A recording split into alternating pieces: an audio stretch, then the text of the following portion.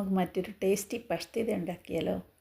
ഇതുണ്ടാക്കാൻ നമ്മൾ സ്വിസ് ചാർഡാണ് ഉപയോഗിക്കുന്നത്, അതായത് മാൻഗോൾഡ്. 200 ഗ്രാം സോൾട്ടഡ് ചീസ്, 4 മുട്ട, 2 കോട്ടേജ് ചീസ്, കുറച്ച് ഒണിയൻ സൂപ്പ് പൗഡർ ആവശ്യമുണ്ടെങ്കിൽ മാത്രം ചേർത്താൽ മതി കേട്ടോ. പിന്നെ കുറച്ച് ഗ്രേറ്റഡ് യെല്ലോ ചീസ്. ഒരു ബൗളിലേക്ക് നമ്മുടെ ചീസുകളും ഒണിയൻ സൂപ്പ് പൗഡറും എല്ലാം ഇട്ട് കൊടുക്കുക.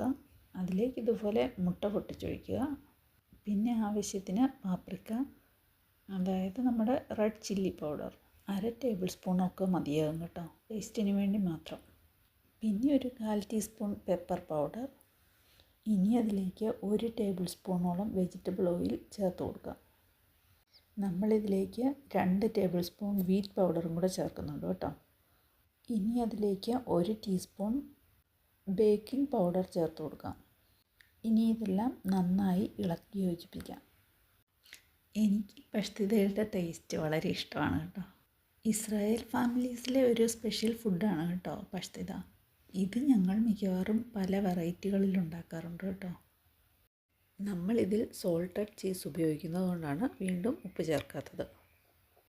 ഇനി നമുക്ക് മറ്റൊരു ബൗളിലേക്ക് കഴുകി വൃത്തിയാക്കിയ സ്വിസ് ചാർഡ് ഇതുപോലെ ചെറുതായി അരിഞ്ഞിട്ട് കൊടുക്കാം. ഇതിന് ഹീബ്രുവിൽ മാൻഗോൾഡ് എന്നാണ് പറയുന്നത് കേട്ടോ. ലേശം ഉപ്പ് ചേർത്ത് ഇതൊന്ന് വേവിച്ചെടുത്താൽ നന്നായിരിക്കും. ഇനി നമ്മുടെ ബാറ്ററിലേക്ക് ഇതുകൂടി ചേർത്ത് നന്നായി മിക്സ് ചെയ്യുക.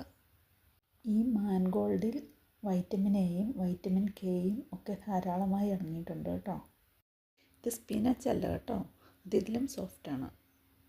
ഇനി നമുക്കത് ബേക്ക് ചെയ്യാനുള്ള കണ്ടെയ്നറിലേക്ക് മാറ്റാം. വളരെ ഈസി ആയിട്ട് ഉണ്ടാക്കിയെടുക്കാവുന്ന ഈ പഷ്തിത എല്ലാവരും ട്രൈ ചെയ്ത് നോക്കണേ. ബൈ.